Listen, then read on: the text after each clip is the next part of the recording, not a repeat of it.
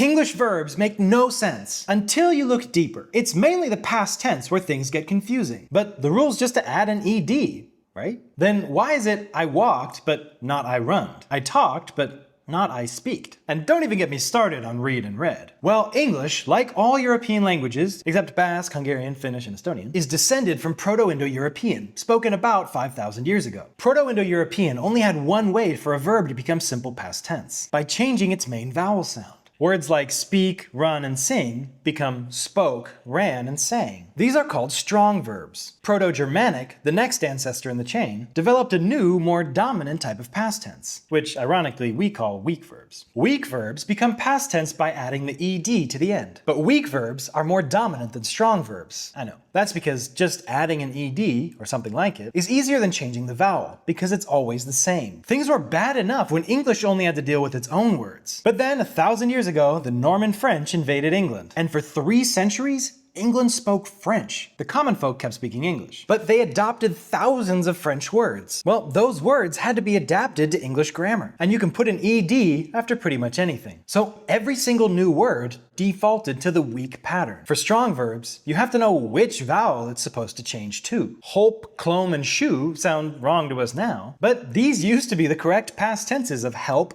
climb, and show. Plenty of strong verbs like these have become weak. But the reverse almost never happens. When it rarely does, it's only because a weak verb sounds like another strong verb. Like dive and dove, which rhyme with drive and drove. Technically, it's dived, not dove. But we've said dove so often that now it's become correct. Maybe one day the weak pattern will push out the strong pattern entirely. But until then, we can blame the French.